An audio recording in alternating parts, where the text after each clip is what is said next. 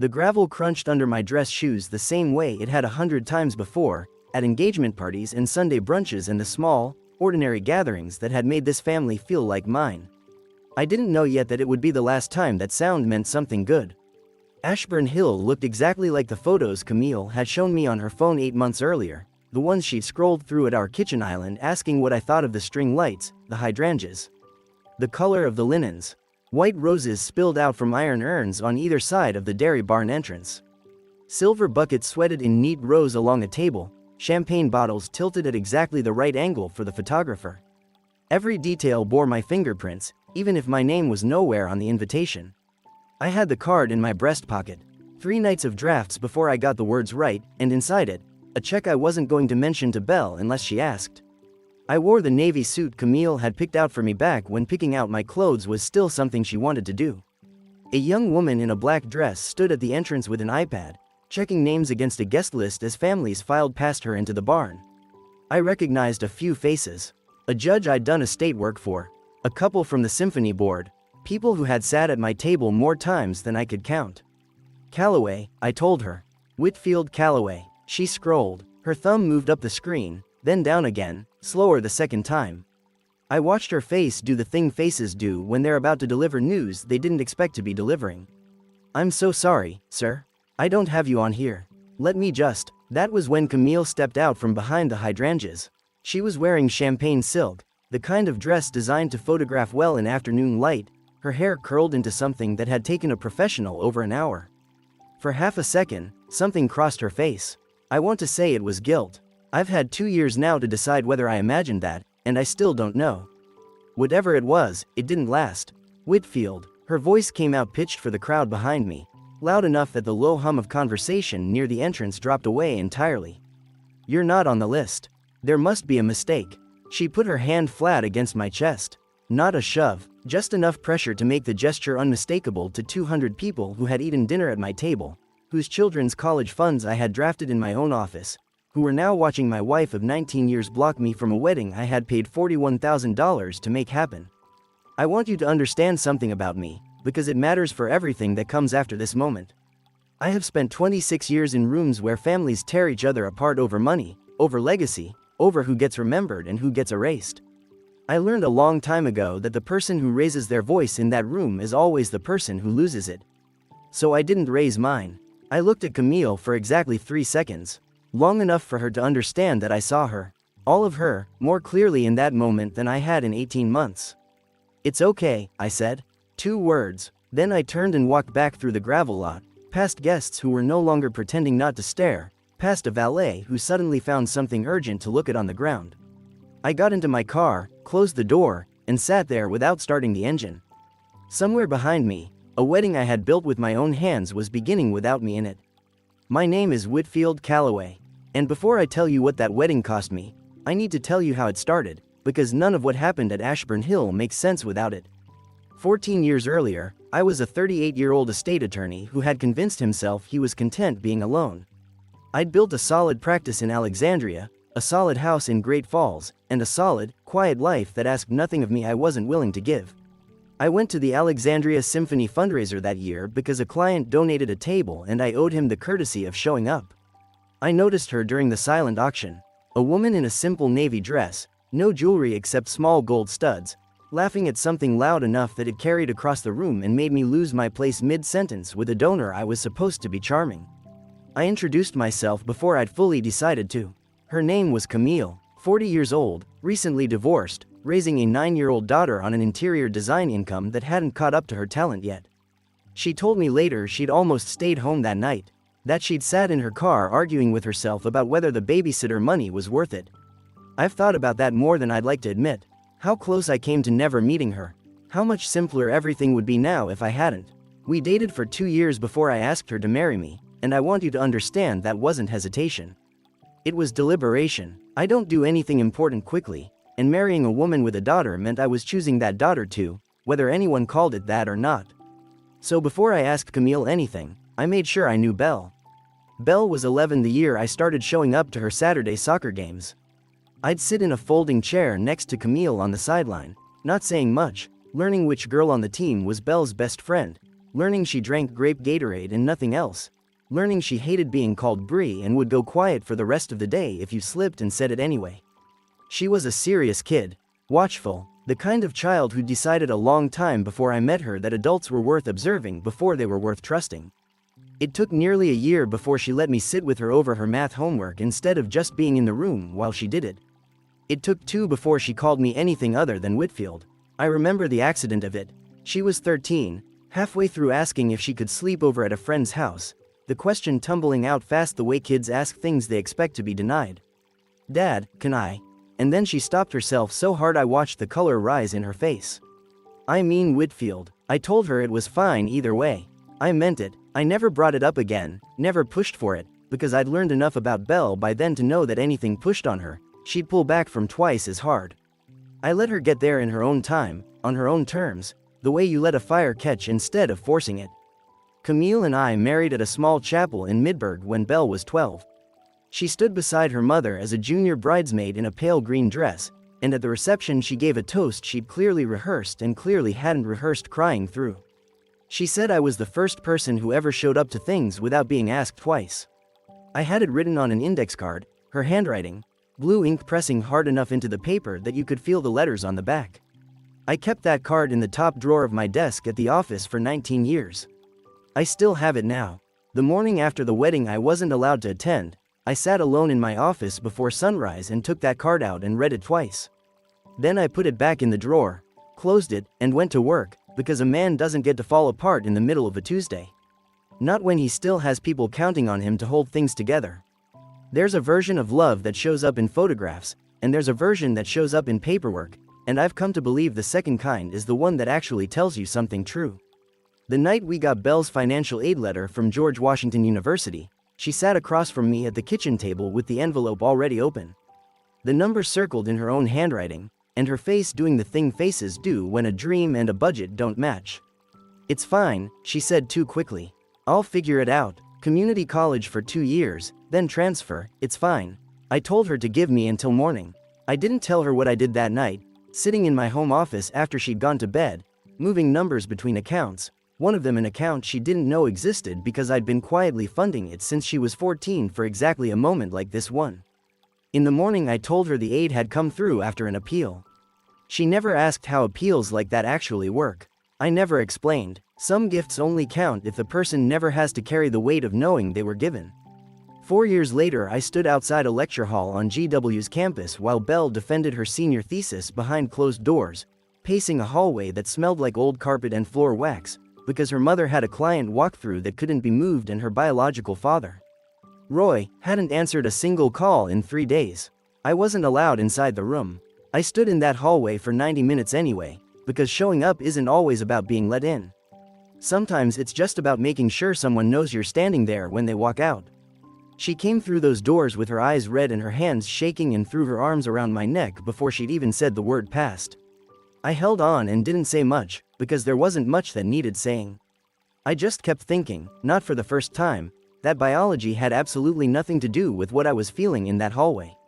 Camille's business grew alongside all of it, and I want to be honest about the part one played, because it matters later. Callaway Interiors started as 3 job sites and a used Volvo, Camille sketching floor plans on a laptop balanced on her knees, driving home smelling like sawdust and gas station coffee. When she needed real capital to take the leap, a proper studio, a design team, the kind of overhead that turns a hobby into a firm, the number she needed was $240,000, and no bank was going to hand that to a single mother with 3 years of tax returns and a client list held together by word of mouth. So I gave it to her myself, structured properly, the way I structure everything, as a personal loan from assets I'd built long before I met her, with the LLC drafted to give me a documented security interest in the company until the balance was paid in full. Camille signed it without reading past the number. I remember that clearly, the pen moving fast, her mind already 3 steps ahead planning where the first studio lease would go. She paid some of it back over the years, in installments that came when they came, and eventually stopped coming at all as the business took off and the urgency faded. I never chased her for it. I never brought it up over dinner. I let it sit exactly where I drafted it to sit, because that's the nature of the documents I write for a living. They don't need reminding. They just need to still be true when someone finally needs them to be. I want you to remember that loan. I never forgot it. It started with a closed door. 18 months before the wedding, Camille began taking calls in her home office with the door shut. Small thing, the kind of thing you notice the way you notice a picture frame hanging slightly crooked, register it, and keep walking. She'd always taken client calls with the door open, papers spread across the desk. Half a conversation with me happening in the hallway while she talked to a contractor about tile. Now the door clicked shut. Now her voice dropped low enough that I could hear the rhythm of it through the wood but never the words. I told myself it was client confidentiality. A congressman's wife doesn't want her renovation budget overheard. Then the dinners started running long. Client dinners, she called them, but she'd come home at 10, 11, sometimes later, and stand in the kitchen pouring a glass of water she wouldn't drink. And I'd catch something in the air around her that wasn't perfume and wasn't wine, though it took me longer than it should have to name what it actually was. Cologne, someone else's cologne, settled into the fabric of her coat. It's the Alexandria restaurants, she said once, unprompted, before I'd asked anything. They're all cologne and candle wax in there. I didn't ask again after that. I filed it the way I file everything, quietly, in a place where it wouldn't have to be dealt with today.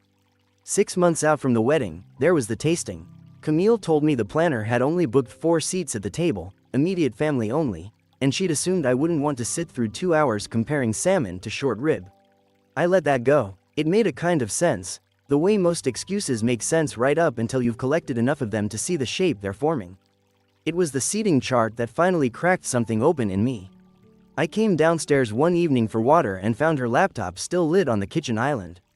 The screen asleep but not locked, and out of nothing more than habit, the same instinct that makes me proofread a contract twice, I tapped the trackpad. The chart filled the screen. Tables numbered 1 through 22, names slotted in her looping cursive font. I scanned it once, quickly, the way you scan a document for your own name out of pure reflex.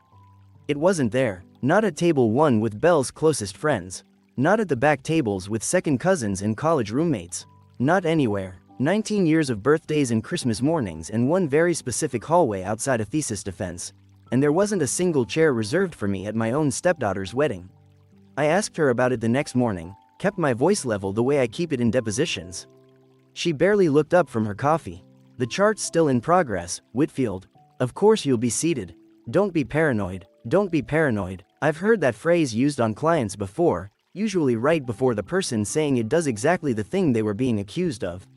I let it go anyway, because that's what 19 years of trust does to a man. It makes the evidence in front of him feel like an aberration instead of a pattern. By then, some part of me had already stopped believing my own excuses. I just hadn't said it out loud yet, not even to myself, sitting alone in my office at night with the door closed the same way Camille's had started closing. 3 weeks before the wedding, I hired a private investigator. A quiet, meticulous woman named Priscilla Vandermeer who'd done discreet work for clients of mine entangling exactly this kind of thing. I didn't tell Garrison. I didn't tell anyone. I gave her a name, a description, and a date range, and then I went back to my life and waited the way I've learned to wait for things that matter, without letting anyone see me doing it. The report came back on a Tuesday, 2 days before the rehearsal dinner I hadn't been invited to. I opened the folder once, at my desk, after the office had emptied out for the evening. Hotel records from a property in Georgetown, 11 months of dates that lined up with 11 months of late dinners and closed doors. Photographs I made myself look at exactly once, the way I make myself look at any piece of evidence, without flinching and without lingering. Then I closed the folder, walked it to the safe built into my office wall, and locked it inside. I wasn't ready to use it yet.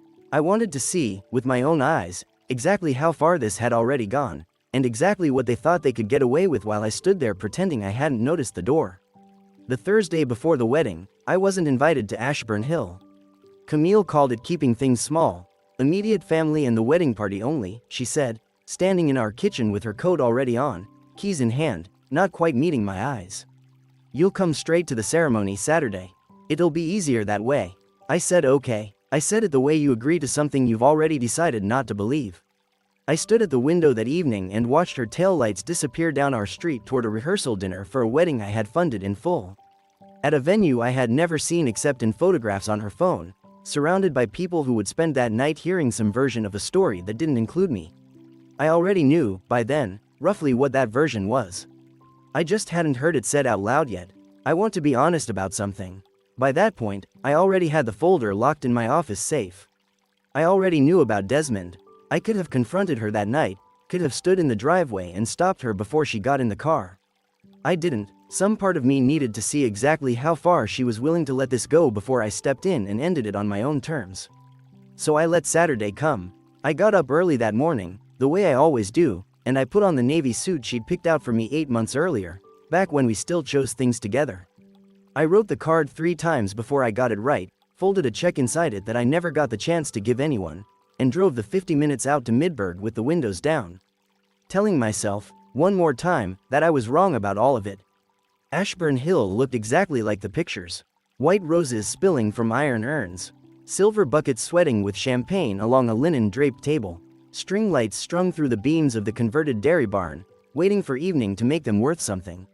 I parked in the gravel overflow lot because the main lot was already full, and I walked toward the entrance the way I'd walked toward 100 family gatherings before this one. Expecting, even then, to be waved through. A young woman in a black dress stood at the entrance with an iPad, scrolling a digital guest list as families filed past her. "Calloway," I said. "Whitfield Calloway." She scrolled again, slower the second time, and I watched her face do the thing faces do right before they deliver news they didn't expect to be the one delivering. "I'm so sorry, sir. I don't have you on here. Let me just." That was when Camille stepped out from behind the hydrangeas. Champagne silk, hair curled by a professional who'd clearly started at dawn. And for exactly half a second, before anything else moved across her face, I saw something that looked like guilt. A flicker, gone before I could be sure I hadn't imagined it. "Whitfield." Her voice came out pitched for an audience, loud enough that the low murmur of guests near the entrance dropped into silence. "You're not on the list. There must be a mistake." She put her hand flat against my chest. Not a shove, just enough pressure to make the gesture unmistakable to 200 people. People I had hosted at my own table more times than I could count. People whose children's futures I had quietly structured in my own office. All of them now watching my wife of 19 years block me from a wedding I had paid $41,000 to make possible. I looked at her, really looked, the way you look at something for the last time without knowing yet that it's the last time. Her mask was slipping at the edges. Just barely, the composure she'd worn like armor for a year and a half starting to show a hairline crack under the weight of an audience she hadn't planned on caring about. I have spent 26 years in rooms where families tear each other apart over money, and I learned a long time ago that the person who raises their voice in that room is the person who loses it. So I didn't raise mine. "It's okay," I said. 2 words. I turned and walked back through the gravel, past guests who'd stopped even pretending not to stare. Past a valet suddenly fascinated by the ground at his feet. I got into my car, closed the door, and didn't start the engine. I sat there for 4 minutes. I know it was 4 because I checked the clock when I parked, and I checked it again before I pulled out. Somewhere in those 4 minutes, something in me went very, very quiet. Not sad quiet, not the kind that cracks a man open. Calculating quiet, the exact stillness I get in a conference room when a client tells me their own sibling forged a signature on a trust. Then I started the engine, and I drove the 50 minutes back to Great Falls without turning on the radio, already building, without fully admitting it to myself yet, everything that was going to happen next. I didn't pour a drink when I got home. I didn't sit in the dark. I opened my laptop and called Garrison Okafor Reyes. Garrison had been my closest friend since law school at UVA, my golf partner every other Sunday for almost 20 years, a man who'd sat 2 tables over at my own wedding to Camille 19 years earlier. He ran one of the most respected family law practices in Fairfax County, and he picked up on the second ring. "Garrison, it's Whitfield. I need you to clear your morning tomorrow." What happened? I told him, all of it, in the same flat, organized way I lay out facts for clients about their own family disasters, because it was the only way I knew how to get through it without my voice breaking somewhere in the middle. He was quiet for a long moment after I finished. "Whitfield," he finally said, "I've known Camille almost as long as I've known you. I need you to be sure before we do anything that can't be undone." "I've never been more sure of anything," I told him. "She didn't make a mistake tonight, Garrison. She made a decision. The mistake was thinking I wouldn't notice it was deliberate. I need to explain something here, because it matters for what comes next. 19 years earlier, before Camille and I married, I'd insisted, gently but firmly, on a prenuptial agreement. Not because I doubted her. Because I'd spent my entire career watching what happens to families who walk into marriage unprotected, and I wasn't willing to be one of my own cautionary tales. That agreement shielded the Great Falls property that had been in my family for 2 generations, along with an investment portfolio I'd been building for 30 years. And buried inside that same architecture was the loan, $240,000 I'd given Camille to launch Callaway Interiors. Structured as a personal loan from my premarital assets, with the LLC drafted to give me a documented security interest in the company until it was repaid in full. She'd paid back a fraction of it over the years. The rest had simply sat there, quiet, legally binding, waiting. Garrison arrived at my house at 8 the next morning, a Sunday, with a leather folder under his arm and the look of a man who hadn't slept. We weren't starting from zero. I'd already had the private investigator's report locked in my office safe for weeks. The hotel records, the photographs, everything I needed and hadn't yet used. "Walk me through exactly what you want to happen," Garrison said, sitting across from me at the kitchen table, the same table where I'd once helped Belle fill out financial aid forms. "I want the security interest on Callaway Interiors formally and immediately enforced," I said. "I want a demand letter for the outstanding loan balance, full amount due within 30 days, exactly as the original agreement specifies. I want the divorce filing drafted, citing the prenup in full, and I want Desmond Harley's name and the Georgetown Hotel records attached as supporting documentation for the infidelity clause." I paused, "And I want all of it delivered tomorrow morning. Not because I'm trying to ruin her, Garrison. Because I'm done being patient with people who think my patience is the same thing as weakness." He studied me for a long moment. "And Belle?" That question landed harder than anything else he could have said. "Belle didn't do this," I told him. "I need you to understand that clearly before we go any further. Whatever happens with Camille, Belle is still my daughter, and none of this touches her. I'll handle that conversation myself." The documents went out Monday morning, hand-delivered by a process server to Camille's office on King Street, 2 blocks from my own, a detail I noted with a bitterness I didn't examine too closely. The demand letter for the Callaway Interiors loan reached the LLC's registered agent at the same hour. The divorce filing, with the infidelity documentation attached, arrived at our home in Great Falls that afternoon, while I sat in my office handling a routine trust signing for an elderly client with a calm that felt almost surreal, given everything I knew was landing across town in that exact moment. My phone started ringing at 2:14. I let it go to voicemail. It rang again at 2:19, then 2:31, then 2:47. By 4 o'clock there were 11 missed calls from Camille and 3 from a number I didn't recognize. One I'd later learned belonged to Desmond. I didn't answer any of them. I drove home at my normal time, ate dinner alone at that same kitchen table, and went to bed. Camille was waiting for me the next evening, sitting on the front steps in the November cold without a coat, which struck me even then as its own kind of performance, one more scene staged for an audience of exactly one. "You're trying to destroy me," she said, before I'd even reached the steps. I called Belle 6 days after her wedding and asked if she'd meet me for coffee. Just the 2 of us. We picked the same place in Old Town Alexandria we used to go when she was in college, back when she needed someone to vent to who wasn't her mother, back before any of this. I got there first and took the table by the window, the one with the marble top that always ran cold under your hands, and I watched her walk up the sidewalk in jeans and an oversized sweater, looking like someone who hadn't slept properly since her own wedding day. She sat down across from me and started crying before either of us had said a word. "Whitfield, I didn't know," she said, the words coming out fast, tumbling over each other. "I swear to God, I didn't know any of it. Mom told me you didn't want to come. That you two had some falling out you didn't want to talk about. I should have called you. I should have just called you instead of believing her." I reached across that cold marble table and took her hand, the same way I had years earlier when she was 11 and crying over a math test she'd failed, the same steady grip. Like nothing about the gesture had changed even though everything else had. "You didn't do anything wrong," I told her. "You trusted your mother the way a daughter should be able to. None of this is on you, and I need you to actually hear that. Not just nod and pretend to hear it." She wiped her face with the sleeve of her sweater and looked at me, really looked, the way she used to when she was younger and trying to figure out if an adult was telling her the truth or just telling her what she wanted to hear. "What's going to happen now?" she asked. "With you and Mom?" I gave her the honest answer, the way I've always tried to give her honest answers, even when honesty costs something. "Your mother and I are getting divorced," I said. "There are financial matters between us that are going to be difficult, and I won't pretend otherwise." I waited until she was looking at me again before I said the rest. "But Belle, listen to me carefully, none of that changes what you and I are to each other. I am still your father in every way that has ever mattered, and that's not something a wedding seating chart can undo." She cried harder at that. The relieved kind of crying, the kind that comes after you've been holding something so tightly you forgot you were holding it at all. We sat in that coffee shop for almost 2 hours. She told me everything, piece by piece, the version of the wedding planning her mother had constructed for her, the careful lies layered one on top of another until even a daughter who loved me couldn't see through them in time to stop what happened at that gate.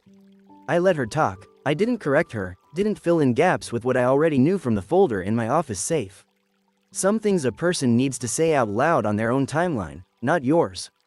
Theo showed up toward the end of the second hour, Belle having texted him somewhere in the middle of it all. He crossed the coffee shop floor, shook my hand with the kind of directness I'd liked about him from the moment I met him, and sat down without needing to be invited.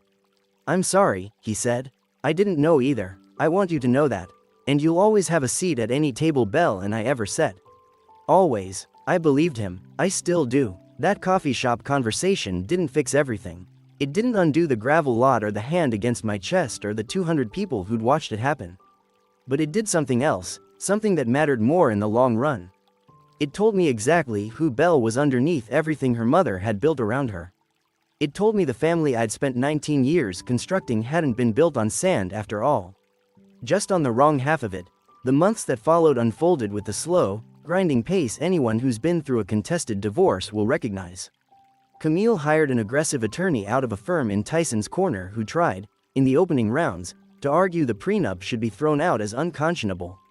I'd seen that exact tactic deployed against dozens of my own clients over the years. Garrison dismantled it in a single afternoon of depositions, walking the court through 19 years of financial records and Camille's own notarized signature on a document she'd once signed without reading past the number. The loan was the part that broke her, more than the divorce itself, more even than the affair becoming public record. Callaway Interiors, the firm she'd built out of a 10-year-old Volvo and gas station coffee, was forced into a structured repayment plan that meant liquidating a significant stake to a competitor who'd been circling her client list for years, buying in now at a fraction of what it was worth. I won't pretend there wasn't a part of me that felt something watching it happen. Not joy, closer to the quiet, exhausted feeling you get when a structure you built years ago finally gets tested under real weight, and it holds. Desmond disappeared from her life almost immediately. He was raising a new venture fund and had no interest in being named in court filings attached to someone else's collapsing marriage. Camille spent that Christmas alone in a rental apartment in Falls Church, the Great Falls house gone under the terms of the prenup, her business restructuring around her while the man she'd risked it all for stopped answering his phone within 3 weeks. Belle and Theo became the center of my life in a way nothing in that courtroom ever touched. They moved into a townhouse in Del Rey, 15 minutes from my office, and I found myself back at a kitchen table most Sunday evenings, the way I used to be when Belle was still doing algebra homework and I was still just Whitfield. She finished her master's in public policy that spring and took a job with a housing nonprofit, work that made me prouder than almost anything in 26 years of my own career. When she got pregnant the following year, she called me before she called anyone else. Same as the engagement, same as everything that ever mattered. I held Eleanor in the hospital room 2 hours after she was born. This impossibly small person who would grow up never knowing a version of her family where I wasn't simply, unquestionably, her grandfather. Camille wasn't in that room. She'd asked to come. Belle had told her, gently but firmly, that she needed more time. I never asked my stepdaughter to choose a side. I want that said plainly. She looked at who had actually shown up, year after year, and she chose on her own. It's been almost 2 years now since I stood at that gate in Midburg and heard the words, "There must be a mistake." Camille was right, in a way she never intended. There was a mistake made that day. It just wasn't mine. I still practice estate law 2 blocks from the King Street waterfront. I still help families decide who gets remembered and who gets quietly written out. But I think about my own family differently now. Less about blood, more about who actually shows up in the unglamorous moments nobody puts on a seating chart. Belle calls every Sunday, still, just to talk. And Eleanor, almost a year old now, has started saying something that sounds, if you squint, like Pop. That's what they decided I should be called. Nobody had to give me that. They gave it to me anyway.